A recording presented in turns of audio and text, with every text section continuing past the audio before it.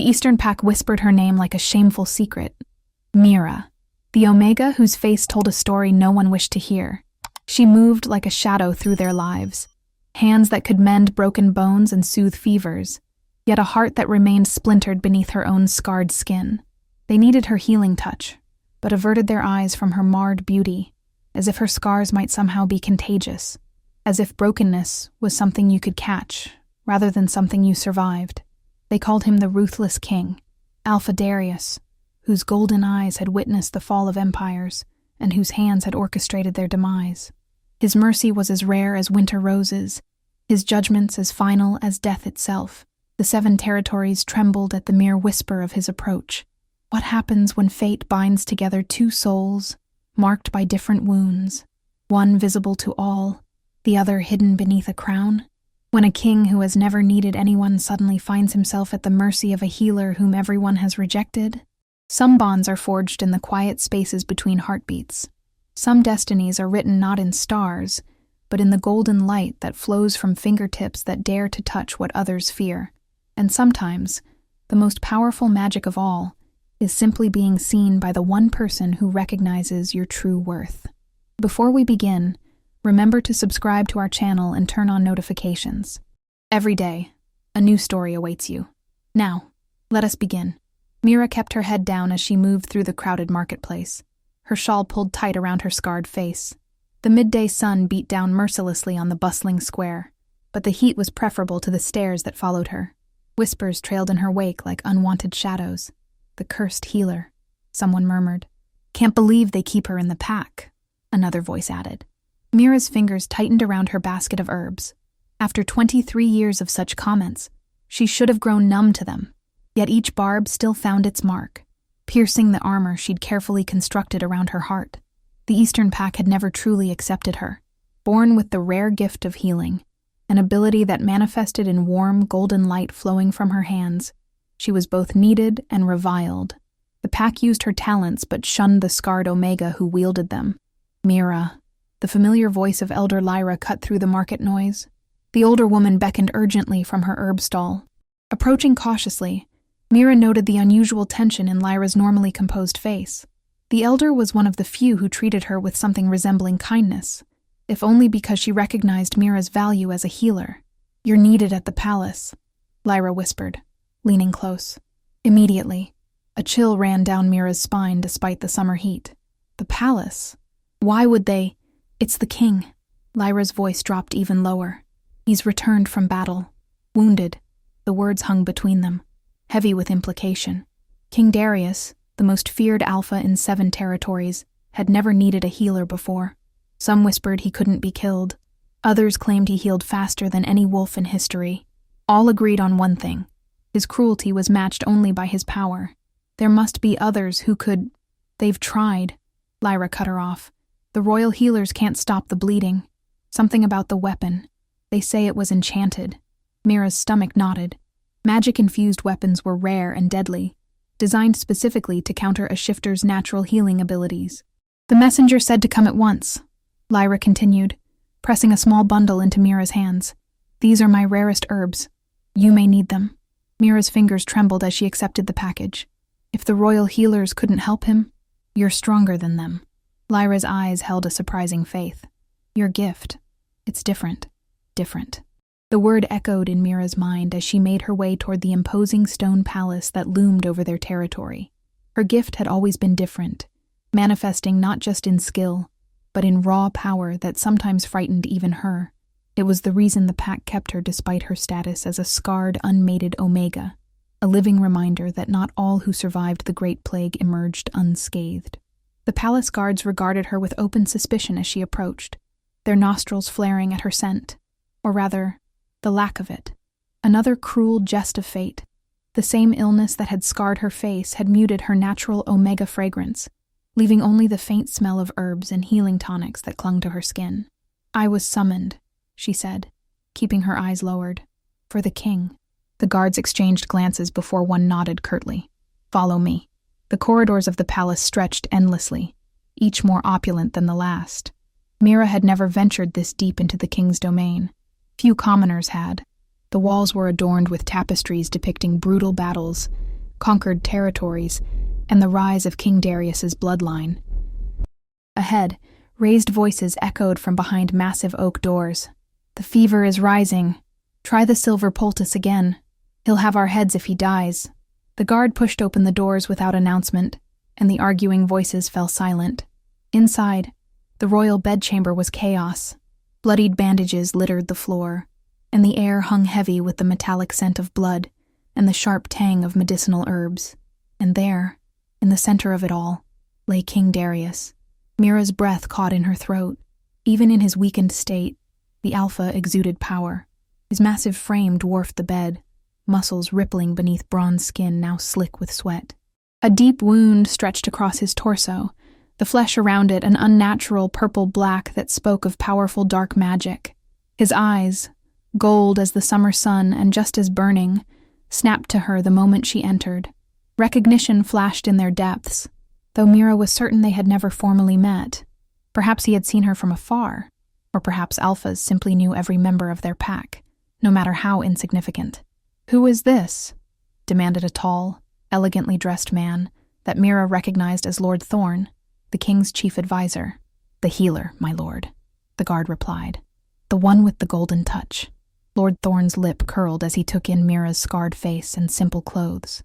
"This is what you bring us? An Omega runt with half a face?" Mira flinched but kept her eyes on the king. Something in his gaze held her rooted to the spot. Not just pain or fever, but a calculating intelligence that belied his weakened state.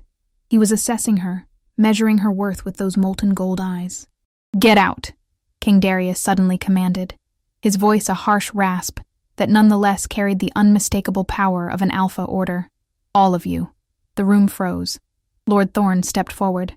"Your Majesty, it's not safe to—" "I said out." The words dropped like stones, brooking no argument. One by one, the royal healers, guards, and advisors filed from the room, throwing uncertain glances at Mira as they left.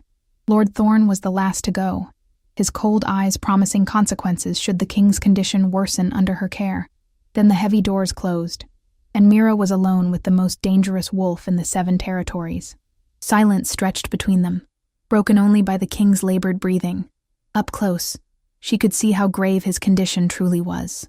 The wound was killing him slowly, the dark magic seeping deeper with each passing minute.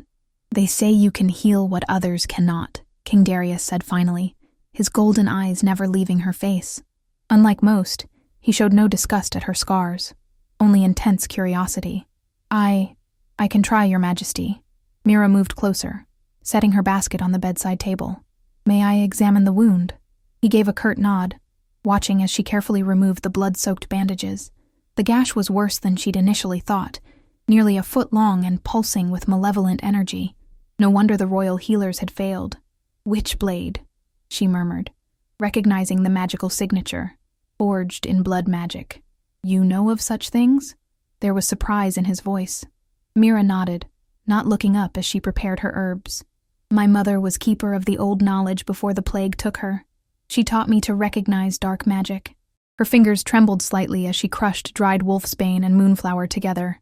"This will hurt, Your Majesty. Pain and I are old friends," he replied, his voice steady despite the fever raging through his body. Steeling herself, Mira placed her hands directly on the wound. The king's body tensed beneath her touch, but he made no sound. She closed her eyes, focusing on the power that lived within her, the gift that had made her both valuable and outcast. Golden light bloomed beneath her palms, warm and bright against the darkness of the king's chamber. She felt the magic of the witchblade fighting back, clawing to maintain its hold. Gritting her teeth, Mira pushed harder, channeling more of her energy into the wound. King Darius's hand suddenly gripped her wrist, his strength startling despite his condition. "What are you doing to me, little healer?" His voice was strained, his eyes wide as he watched the golden light spreading from her hands into his flesh. "Fighting the curse," she gasped, the effort draining her faster than she'd anticipated. "Please, I need to concentrate." To her surprise, he released her wrist, but maintained his intense gaze. Mira refocused, diving deeper into the healing trance. She could feel the dark magic now, slithering like a venomous serpent through the king's veins. It was powerful, more powerful than any curse she'd encountered before, But her light was stronger. Minutes stretched into an hour as Mira battled the curse. Sweat beaded on her brow, and her arms began to shake with exertion. Just when she thought her strength would fail, the dark magic gave way, recoiling from her light, before dissolving into nothingness. Mira swayed, suddenly lightheaded.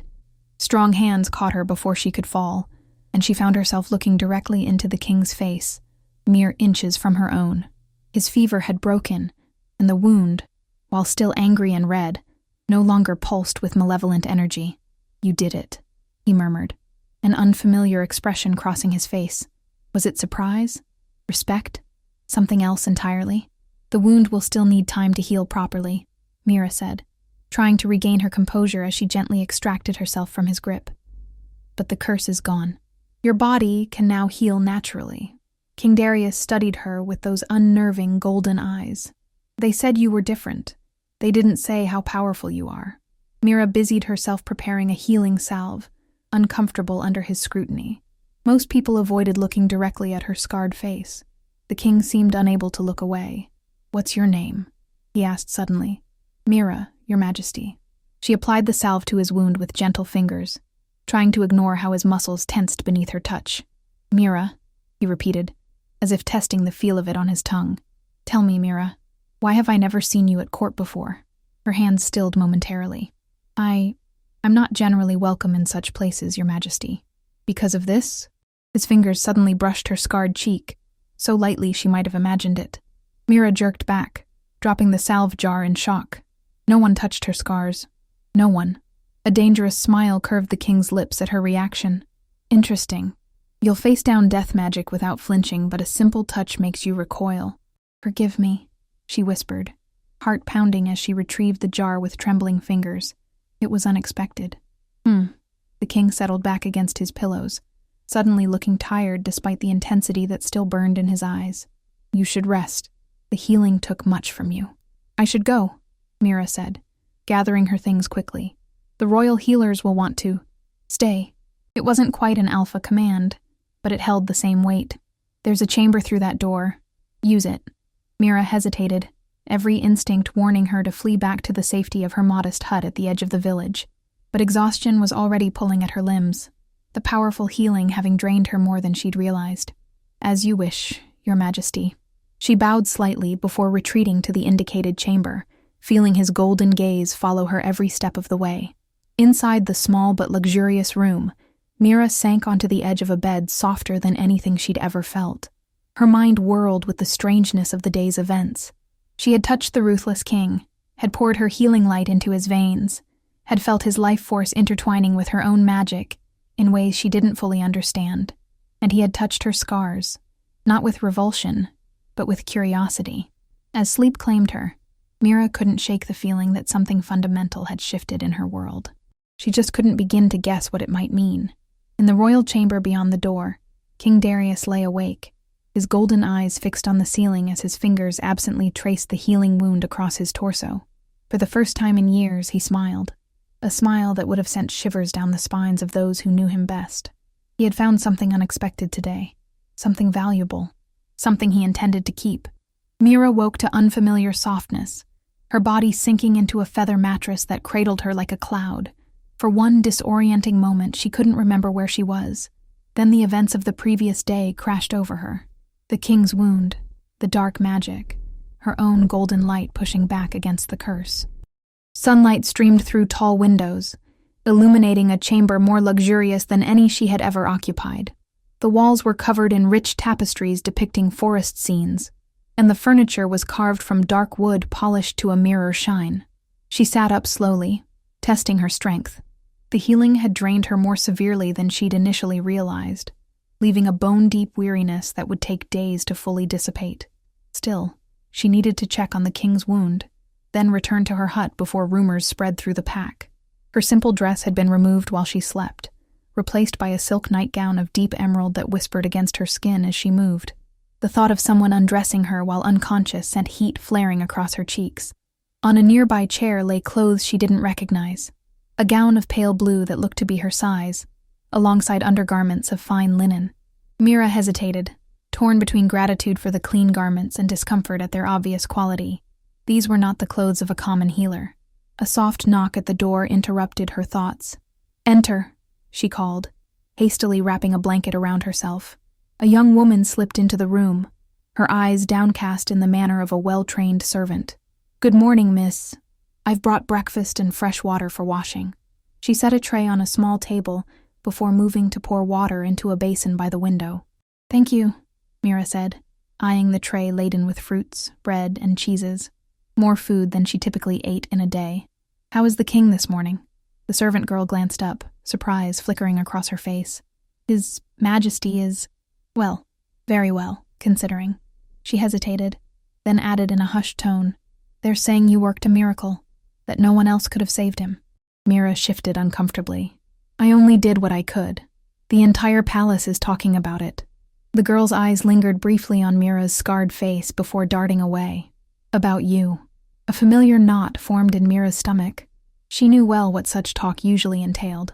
Whispers of curses, of unnatural powers, of an Omega who should have been rejected from the pack long ago. "I see," she said quietly. "I should check His Majesty's wound, then be on my way." The servant girl looked startled. "Oh, but—" She stopped abruptly, seeming to think better of whatever she had been about to say. "Of course, I'll leave you to dress." After the girl departed, Mira ate sparingly, then washed and dressed in the provided garments. The gown fit perfectly, its soft fabric skimming over her slender frame in a way her usual homespun clothes never did. She felt like an imposter wearing it, like a child playing at being nobility. Gathering her courage, she opened the door connecting her chamber to the king's room, expecting to find him still abed. Instead, the massive royal chamber was empty, the bed neatly made as if no one had occupied it at all. "His Majesty has gone to the council chamber," a voice announced from the main door.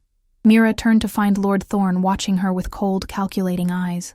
The king's advisor stood rigid in the doorway, his tall frame blocking the exit as effectively as a gate. "I should go then," Mira said, moving to gather her basket of herbs. "If the king no longer requires my services." "On the contrary," Lord Thorne interrupted, his tone deceptively light. "His Majesty has left explicit instructions regarding you." Something in his manner sent a warning prickling down Mira's spine. "Instructions? You are to remain in the palace until further notice." Lord Thorne's smile didn't reach his eyes. "A great honor, wouldn't you agree?" "I don't understand." Mira's heart began to pound. "Why would he want me to stay?" Lord Thorne stepped into the room, his movements deliberate as a predator stalking prey. Who can understand the mind of a king? Perhaps he wishes to ensure his healer is close at hand, should he require her unique abilities again. The way he said unique made it sound like a disease. "I have patients in the village," Mira protested, trying to keep her voice steady. "People who depend on me. They will have to manage without you." Lord Thorne's tone made it clear the matter was settled. "Now, if you'll follow me, there are preparations to be made." "Preparations? For what?" The advisor's smile widened, cold and sharp as midwinter ice. "For court, of course. The king has summoned the nobility, a formal gathering to celebrate his recovery." Mira's stomach dropped. Court meant nobles, crowds, endless stares and whispers, everything she had spent her life avoiding. "Surely my presence isn't required for—" The king was most insistent. Lord Thorne cut her off, gesturing toward the door. "Come, the royal handmaidens are waiting to prepare you." With no choice but to comply, Mira followed Lord Thorne through the palace corridors. Servants and guards alike stopped to stare as they passed, their expressions ranging from curiosity to undisguised disdain. Mira kept her eyes fixed on the gleaming marble floor, fighting the urge to pull her hair forward to shield her scarred face. Lord Thorne led her to a luxurious suite where 3 handmaidens waited, surrounded by an alarming array of cosmetics, jewelry, and what appeared to be at least a dozen gowns. "Make her presentable," Lord Thorne ordered, before turning on his heel and striding away. The oldest of the handmaidens, a stern-faced woman with silver-streaked hair, stepped forward to circle Mira, assessing her with critical eyes. "Well," she said finally, "there's only so much we can do about—" She gestured vaguely toward Mira's scarred cheek. "But the rest can be improved upon." The next several hours passed in a blur of activity that left Mira feeling increasingly bewildered. She was bathed in scented water, her hair washed and styled, her skin anointed with oils that smelled of jasmine and vanilla. The handmaidens chattered as they worked, their conversation providing fragments of information that only deepened Mira's confusion. "Never seen the king like this before. Ordered the royal jeweler to bring every piece with sapphires. Lord Thorne is furious. But what can he do?" By the time they finished, the sun was low in the sky.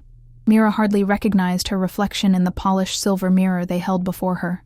Her dark hair had been arranged in an elegant style, adorned with tiny pearl pins that caught the light when she moved.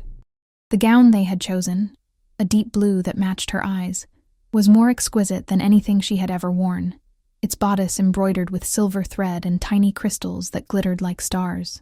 Most startling of all, they had applied some kind of cosmetic to her scarred cheek. Not enough to hide the damage, but somehow softening its appearance, making it seem less stark against her pale skin. "It's time," the eldest handmaiden announced, her tone suggesting Mira was being led to an execution rather than a celebration.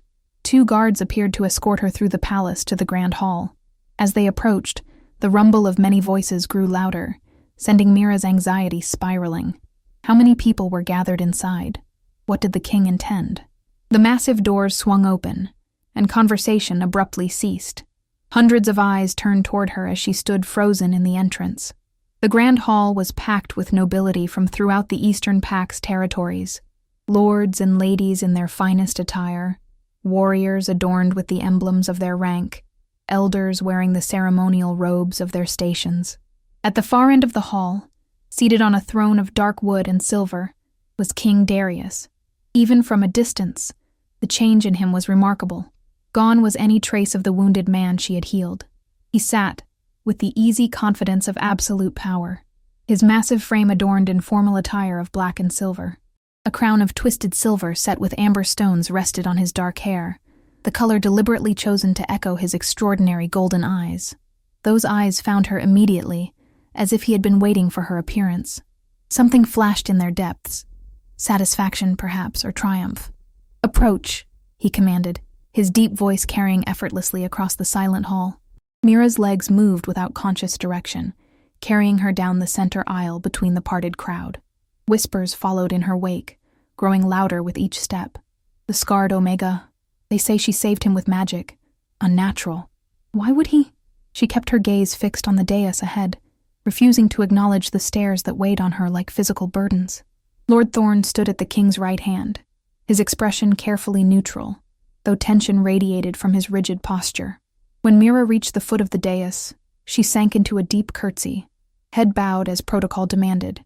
"Your Majesty, rise," King Darius commanded, his voice gentler than she expected. She straightened, finally allowing herself to look directly at him. Up close, she could see that he was fully recovered, perhaps even stronger than before. The golden light in his eyes seemed more intense, almost luminous in the torchlit hall. For a long moment, he simply studied her, his gaze moving over her transformed appearance with obvious approval. Then, to the shock of everyone present, he stood. The king never stood to address a commoner. "Many of you have heard that I was wounded in battle against the northern raiders," he began, his powerful voice filling the hall. "What you may not know is that the weapon used against me was cursed with blood magic, a witchblade designed to ensure that no ordinary healing could save me." Murmurs rippled through the crowd. Witchblades were rare and feared, relics of darker times before the Pax had established their territories. "I would have died," King Darius continued bluntly, "had it not been for this woman." All eyes turned to Mira once more, the weight of their collective stare making her wish she could disappear into the stone floor. "With powers unlike any I have witnessed, she drove the curse from my body and saved not just my life, but the future of our pack." The king's golden gaze never left her face. For this service alone, she would deserve the highest honor I could bestow. Lord Thorne shifted uneasily beside the throne. "Your Majesty, perhaps we should discuss, but there is more," King Darius continued, silencing his advisor with a sharp glance. "Last night, as the healing magic worked through my blood, I experienced something extraordinary, a connection I had thought lost to me." He descended the steps of the dais until he stood directly before Mira, towering over her smaller form. The entire hall held its breath. "I felt the bond," he announced, his voice ringing with certainty. "The true mate bond that is the birthright of every Alpha King." Gasps echoed throughout the hall. The true mate bond was rare, almost mythical, a connection so deep it transcended ordinary pack bonds, linking two wolves on a spiritual level that could never be broken. Mira's heart thundered in her chest.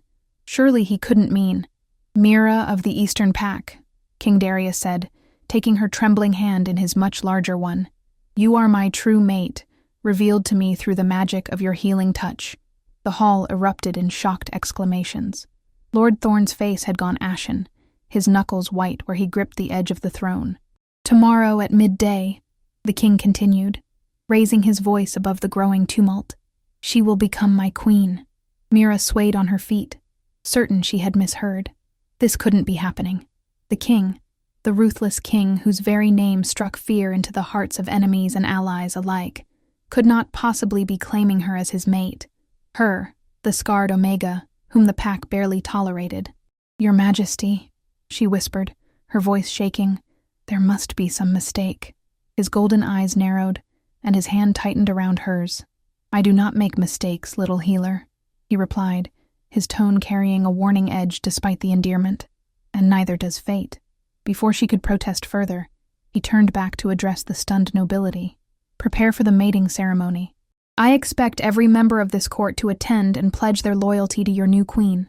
It was not a request. It was a royal decree, delivered with the full weight of alpha authority.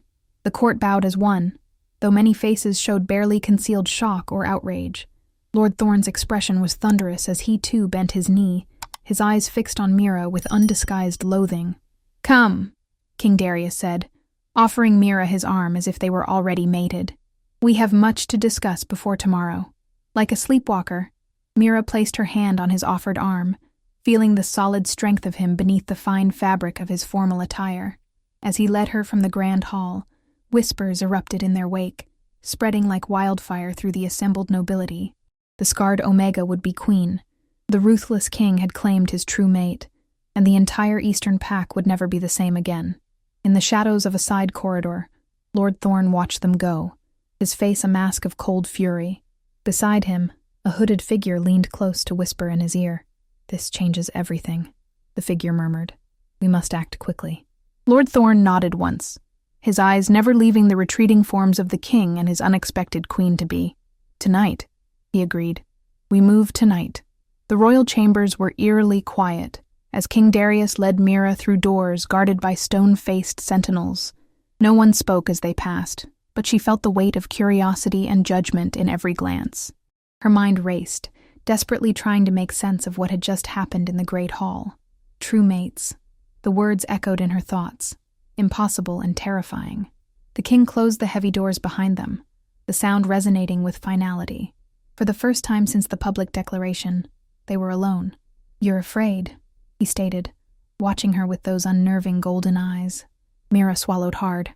"Wouldn't you be in my position?" A smile tugged at the corner of his mouth. Not the cold, dangerous smile she'd glimpsed before, but something almost gentle. Perhaps. He moved to a table where a decanter and glasses waited, pouring amber liquid into 2 crystal goblets. "But I think your fear stems from misunderstanding." He offered her one of the glasses, which she accepted with trembling fingers. "What misunderstanding, Your Majesty? You've just announced to your entire court that I, a scarred common Omega, am to be your queen. There will be resistance, perhaps even rebellion. Let them try," he said, his voice dropping to a dangerous rumble that reminded her exactly why he was called the Ruthless King. He took a slow sip of his drink before continuing. "As for misunderstanding, you believe I've chosen you out of some sense of obligation or gratitude for saving my life." Mira stared at him. "Haven't you?" "No." His answer was immediate and firm. "The true mate bond cannot be fabricated or forced even by an alpha king." He set down his glass and moved closer, his imposing presence making the spacious chamber feel suddenly small. "I felt it the moment your healing magic entered my blood. A connection I had long ago accepted would never be mine." Mira backed away instinctively, stopping only when she felt the edge of a table against her back. "I felt nothing," she whispered, her voice barely audible. Instead of anger, his expression showed only patience. "You weren't looking for it. Your focus was on the healing, on fighting the curse." He was close enough now that she could feel the heat radiating from his body. "But you will feel it, Mira. I promise you that." She shook her head. panic rising in her chest. "This is madness. You don't even know me." "I know enough." His hand came up to hover near her scarred cheek, not quite touching, but close enough that she could feel the warmth of his skin. "I know you possess power that terrifies those too weak to understand it. I know you've endured their fear and hatred without becoming bitter or cruel." His voice softened. "I know your heart is strong, even when your body is exhausted from healing others who would never do the same for you." His words stripped her bare, seeing through the careful walls she'd built around herself. How could he know these things? How could he see so clearly what she had tried so hard to hide? "You can't make me queen," she said desperately. "The nobles will never accept it. Lord Thorn already looks at me like he's planning my execution." "Thorn serves at my pleasure," Darius replied, his tone hardening, "as do all who reside within my territories. They will accept you, or they will face consequences." The ruthlessness she'd heard so much about was there, simmering beneath the surface, yet it wasn't directed at her, but at those who might harm her. "Why me?" she asked, the question that had been burning inside her since his proclamation.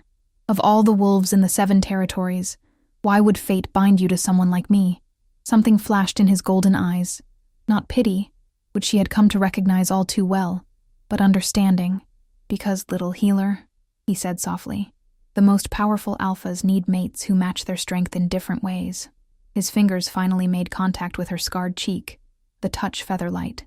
"Your scars are proof of your survival, just as mine are proof of mine." For the first time, Mira noticed the thin white line that bisected his left eyebrow, and another that curved along his jaw, battle scars, worn like badges of honor rather than marks of shame. "Rest," he said, stepping back and breaking the moment of connection. "Tomorrow will bring changes enough." "Where will you sleep?" she asked, suddenly realizing they were in his chambers. A smile curved his lips, this one decidedly predatory. "I have matters to attend to tonight. The chambers are yours until the mating ceremony." He moved toward the door, then paused. "One more thing, Mira." His eyes locked with hers. "After tomorrow, you will never again have reason to fear anyone in this kingdom. This I swear to you." With that promise hanging in the air, he left her alone with her tumultuous thoughts. Hours later, Mira paced the royal chambers, sleep eluding her despite the luxurious bed awaiting her. Every time she closed her eyes, she saw the faces of the court nobles, their shock, their outrage, their calculation. She had lived her entire life avoiding attention, and now she had been thrust into the center of a political storm. A quiet knock at the door interrupted her troubled thoughts. "Enter," she called, expecting a servant with more food she couldn't eat, or instructions for the morning's ceremony. Instead, a familiar figure slipped into the room, hood drawn low over her face. "Elder Lyra?" Mira gasped, recognizing the old herbalist despite her concealment. "What are you doing here?" Lyra pushed back her hood, her lined face grave in the dim light. "There isn't much time," she said, her voice barely above a whisper. "You're in danger." Cold dread pooled in Mira's stomach. "What do you mean?" "Lord Thorn has been meeting with dissenters since the king's announcement. They plan to ensure you never become queen." Lyra gripped Mira's hands tightly. "They fear your power, child. Even more, they fear what the king might become with you at his side." "I have to warn Darius," Mira said, moving toward the door, but Lyra held her back. "The king is well guarded, but you are vulnerable here. Thorn has bribed the royal guard stationed outside your door." The old woman pressed something into Mira's palm, a small vial filled with dark liquid. "If they come for you, drink this. It will protect you." "What is it?" Mira asked, studying the mysterious concoction. "An ancient formula, passed down through generations of healers. It will amplify your natural gifts, make you strong enough to defend yourself." Lyra's eyes were intense with urgency. "Promise me you'll use it if needed." Mira nodded slowly, tucking the vial into the folds of her nightrobe. "I promise." "Good." Lyra moved back toward the door, pulling her hood up once more. "Trust no one tonight, child. Not even those who claim to serve the king." After the elder had gone, Mira stood motionless in the center of the room, the weight of the vial heavy against her heart. The peace she had briefly felt in the king's presence had evaporated, replaced by a primal wariness that kept her senses sharp despite her exhaustion. Outside, the moon rose high above the palace, its silver light casting long shadows across the royal gardens. In those shadows, figures moved with deadly purpose. converging on the eastern wing where the future queen awaited her fate. Inside the chamber, Mira extinguished all but one candle, positioning herself where she could watch both the main door and the servants' entrance. The vial Lyra had given her remained clutched in her hand, its contents untouched for now. She did not have to wait long. The first sign of trouble came as a sudden silence, the disappearance of the guard's footsteps outside her door. Then came the soft click of a lock being tested, followed by the creak of hinges as the servant's door slowly opened. Mira remained perfectly still, her heartbeat thundering in her ears as a cloaked figure slipped into the room. The intruder moved with practiced stealth, a silver dagger gleaming in one hand. She should be asleep by now, a voice whispered from the doorway. Lord Thorne's voice, she realized with a chill. Make it quick and clean. It must look like natural causes. The assassin advanced toward the royal bed, where pillows arranged beneath the covers created the illusion of a sleeping form. As they reached for the blankets, Mira uncorked the vial and swallowed its contents in one desperate gulp. Fire exploded through her veins, her vision blurring as power surged within her. Her hands began to glow with familiar golden light, but brighter, more intense than she had ever experienced. The sensation was both exhilarating and terrifying, like standing at the edge of a precipice with winds threatening to either lift her into flight or dash her against the rocks below. "She's not here," the assassin hissed, ripping back the blankets to reveal the deception. "Behind you," Mira said, her voice strangely calm despite the storm raging inside her. The assassin whirled, dagger raised, but froze at the sight of her glowing form. Lord Thorne stepped fully into the room, his face contorting with rage and fear. "What manner of abomination are you?" he snarled, drawing his own weapon. Mira felt the power building within her, demanding release. "I am what your king has chosen," she replied, golden light pulsing around her like a heartbeat. "And you have just committed treason." Thorne lunged forward, his blade aimed at her heart. Without conscious thought, Mira raised her hand, and a blast of golden energy erupted from her palm.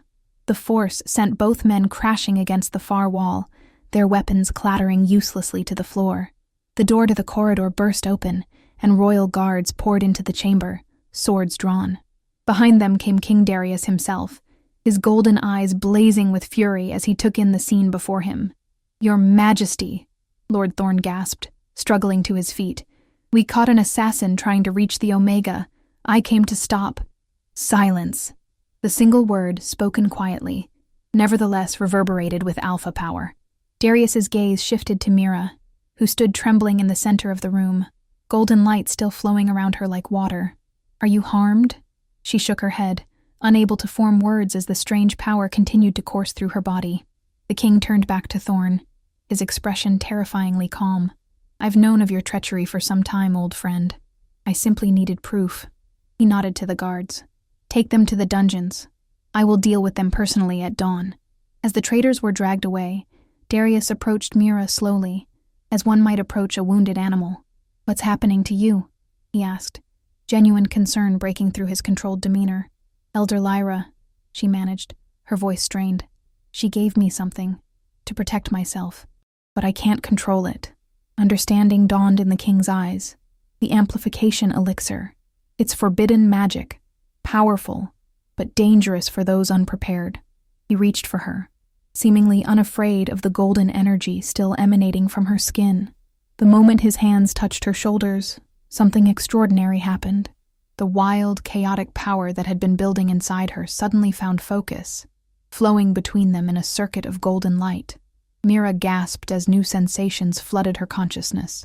Strength, certainty, a fierce protective instinct that felt simultaneously foreign and familiar. Beneath it all pulsed something warm and essential, like a heartbeat synchronizing with her own.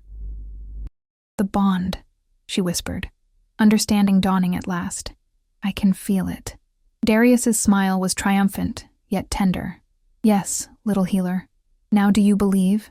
As the golden light gradually faded, leaving them standing in the dimness of the royal chamber, Mira felt a profound shift in her perception of the man before her. No longer just the ruthless king whose reputation inspired fear throughout the 7 territories, but something more complex. A warrior with wounds that ran deeper than flesh. A leader willing to risk everything to protect what was his. a mate whose soul called to her own across boundaries she hadn't believed could be crossed. Yes, she answered simply, the last of her resistance crumbling beneath the weight of this new reality.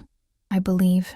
His arms encircled her, strong and steady, as the remaining effects of the elixir ebbed from her system. In their place came exhaustion so profound she could barely stand. Rest now, he murmured, lifting her effortlessly and carrying her to the royal bed. I'll not leave your side again tonight. As consciousness began to slip away, Mira felt his lips pressed gently against her forehead, a gesture so at odds with his fearsome reputation that it almost seemed like a dream. Tomorrow, he promised, his voice following her into darkness. You become my queen in truth. And then, little healer, we will show the world what happens when the right wolf finds her true mate. The dawn broke clear and bright over the Eastern Pax territories, golden light spilling across forests and villages, as if nature itself approved of the day's significance. In the royal palace, preparations for the mating ceremony had begun before first light. Servants rushing through corridors with flowers and fabrics, cooks preparing a feast worthy of legend, guards stationed at every entrance with orders to admit only those explicitly approved by the king himself. In a secluded chamber away from the bustle, Mira sat motionless, as handmaidens wove pearls and silver threads through her dark hair. The events of the previous night seemed almost dreamlike in the morning light, yet the lingering warmth of the newly awakened bond confirmed their reality. She could feel Darius even now, somewhere in the palace, his presence a steady pulse in the back of her mind. You're very quiet, my lady, observed the eldest handmaiden, her tone carefully neutral as she arranged the ceremonial veil. I have much to consider, Mira replied simply. Indeed, her thoughts were a whirlwind of contradictions. In less than 2 days, her life had transformed beyond recognition, from scorned healer to future queen, from solitary existence to true mate bond, from invisibility to the center of a political storm that had already claimed its first casualties. Lord Thorne and his accomplice had been executed at dawn, their bodies now displayed on the palace walls as a warning to any who might harbor similar treasonous thoughts. Mira had not witnessed the execution, but she had felt Darius's grim satisfaction through their strengthening bond. The ruthless king had lived up to his name, and yet, she remembered the gentleness of his touch as he'd carried her to bed, the concern in his golden eyes as he'd watched over her through the night. There were depths to him that his fearsome reputation did not acknowledge, complexities she was only beginning to understand. It's time, announced a new voice from the doorway. Elder Lyra entered, her simple healer's robes replaced by ceremonial garments that marked her status as a pack elder. Her eyes widened slightly at the sight of Mira in her ceremonial attire. The handmaidens withdrew, leaving the 2 healers alone. You look like a queen already, Lyra said softly, approaching to adjust the delicate silver circlet that rested above Mira's veil. Thanks to you, I survived to see this day, Mira replied, taking the elder's weathered hands in her own. The elixir you gave me was a risk, Lyra finished, her expression grave. One I would not have taken had I seen any other way. The amplification elixir is powerful magic, dangerous even to those with the gift. It nearly overwhelmed me, Mira admitted.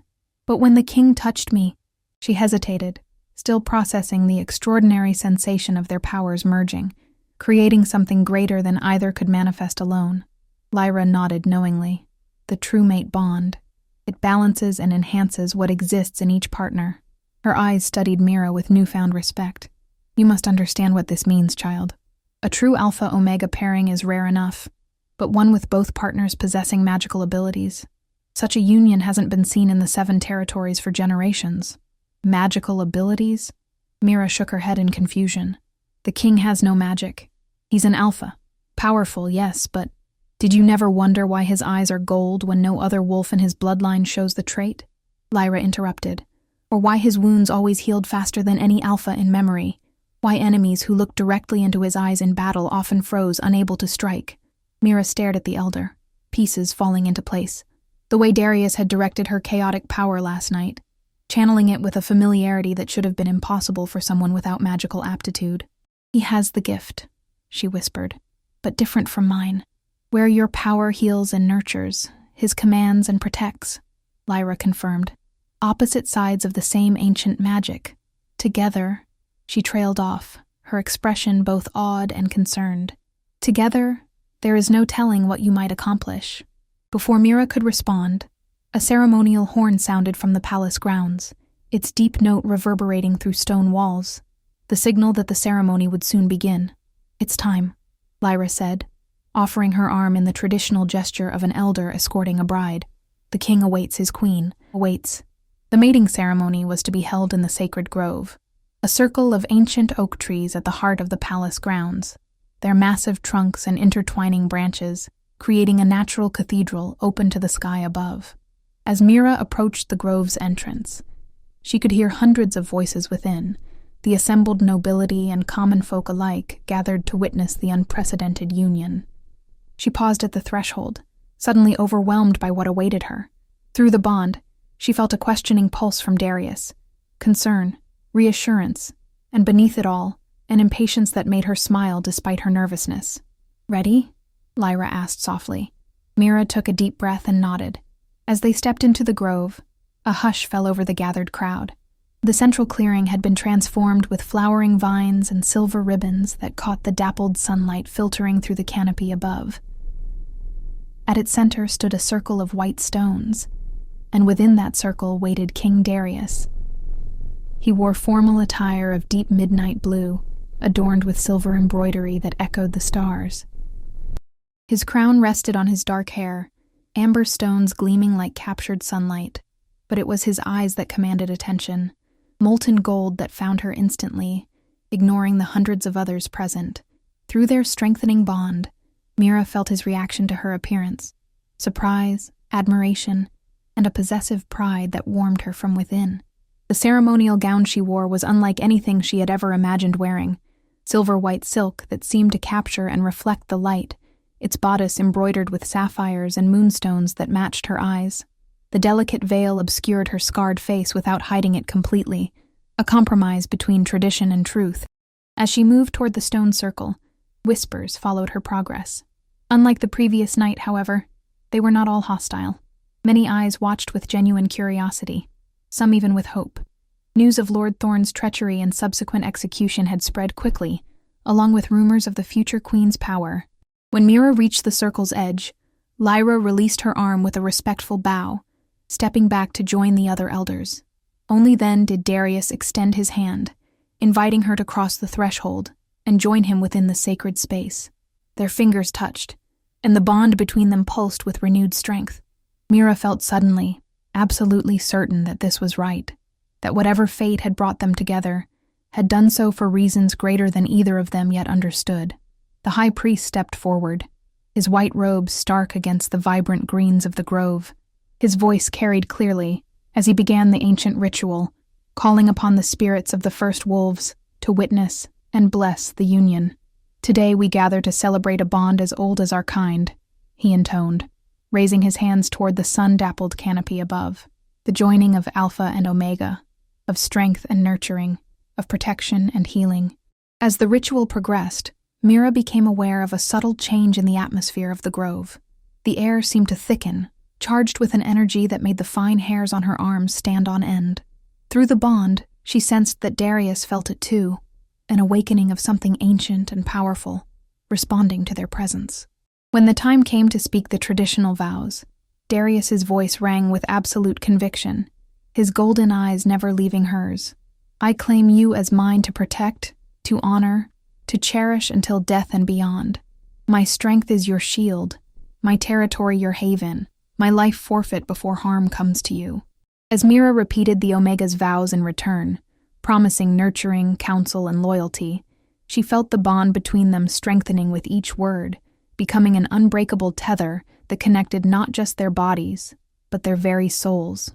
The high priest presented the ceremonial chalice, an ancient silver cup filled with wine mixed with a drop of blood from each of them. First Darius drank, then offered the cup to Mira. As the liquid touched her lips, warmth spread through her body, settling deep within her core. "The final step remains," the priest announced, "the marking that all will recognize." Darius stepped closer, gently lifting the veil from Mira's face. For a heartbeat, the assembled crowd saw her fully, scars and all, before the king's broad shoulders blocked their view.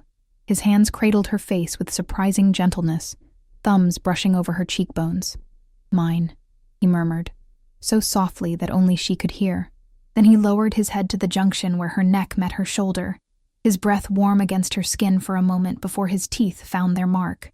The claiming bite was both pain and pleasure, a shock that sent golden light spiraling through her veins. Instinctively, Mira turned her face to his throat, her own teeth finding the corresponding spot on his powerful neck. As her teeth broke his skin, something extraordinary happened. Golden light erupted from the point of connection, spreading outward to envelop them both in a nimbus of radiance that grew brighter with each heartbeat. Gasps and cries of astonishment rose from the crowd as the light expanded, flowing beyond the stone circle to touch every corner of the sacred grove. Within that golden cocoon, Mira experienced the full awakening of the true mate bond, a merging of spirits so profound that for a moment she couldn't tell where her consciousness ended and his began. She felt his strength, his determination, his carefully controlled rage at those who had hurt her. He, in turn, experienced her compassion, her resilience, and the wellspring of healing power that ran deeper than either of them had realized.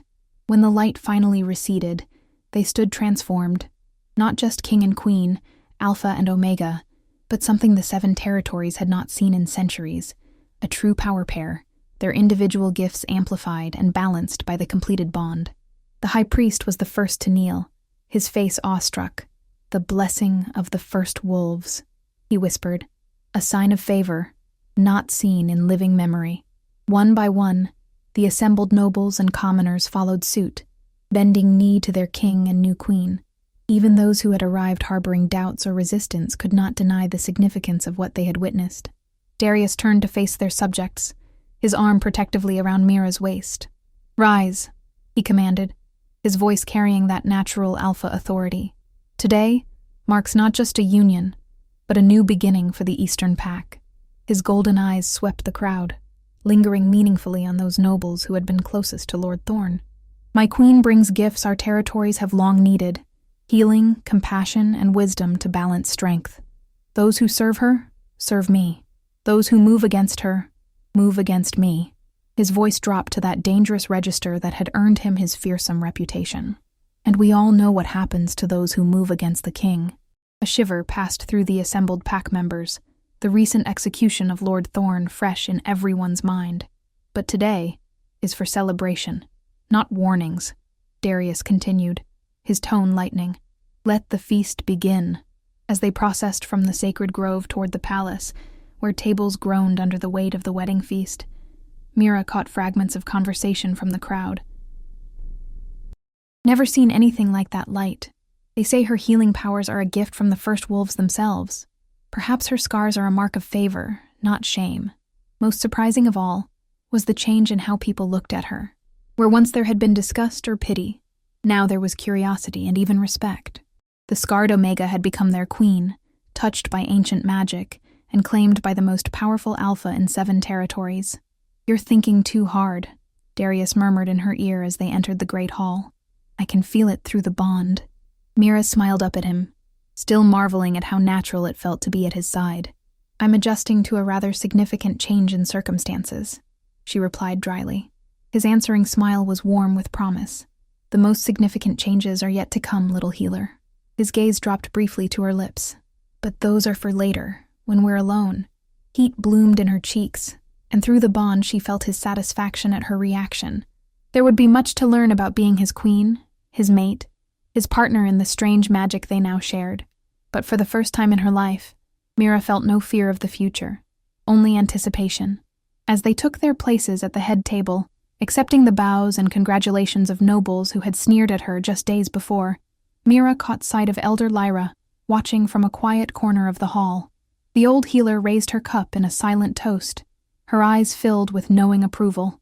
Mira understood then that this union had been long foretold, perhaps even guided by hands more experienced than her own. The scarred Omega and the Ruthless King, brought together by fate, magic, and the ancient wisdom of those who recognized what they could become together. Queen Mira. The title still felt foreign, but the hand that clasped hers beneath the table felt right. The bond that hummed between them felt right, and for a woman who had spent her life feeling wrong, too scarred, too quiet, too different. That rightness was the greatest healing of all. The ruthless king leaned close, his golden eyes alight with a warmth few had ever witnessed. "Content, my queen?" he asked softly. Mira smiled, feeling the last of her old fears dissolve beneath the steady pulse of their bond.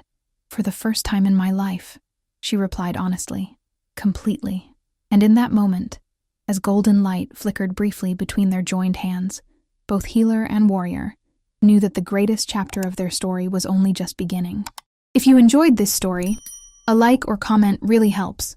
And if you wish to hear more tales like this one, make sure you subscribe so you never miss the next tale.